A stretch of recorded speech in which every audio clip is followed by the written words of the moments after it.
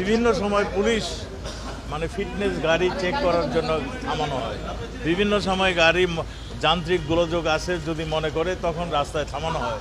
যে মাঝে মাঝে মনে করে যদি পুলিশ মনে করে অবৈধ কিছু নিয়ে যাচ্ছে তখন থামানো হয়।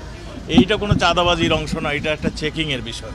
কাজে এইটাও যদি চাঁদাবাজির কথা বলে চালু করে দেয় তাহলে তো মানে প্রশ্ন অন্যরকম হয়ে যায়। আমরা মনে করি চাঁদাবাজি আমাদের পুলিশ যথাসম্ভব নিয়ন্ত্রণ করতে চেষ্টা করছে। আমাদের রাজনীতিবিদরাও এর পাশে দাঁড়িয়ে চাঁদাবাজি যাতে কম হয় সেই জিনিসটা তারাও খেয়াল করছেন। আমরা আশা করি চাঁদাবাজি আপনারা ভবিষ্যতে কমে, যখন তদন্ত চলে তখন আমাদের মন্ত্রী কিংবা আমাদের আইজিপি কিংবা তদন্ত কর্মকর্তা না জেনে না কমপ্লিট না করে কিছু বলা উচিত না। আমরাও মনে করি তদন্ত শেষ হলে এগুলো আমরা আমাদের পক্ষ থেকে কোনোদিন বলা হয়নি যে চোরাচালানি কোনো রাজনীতি।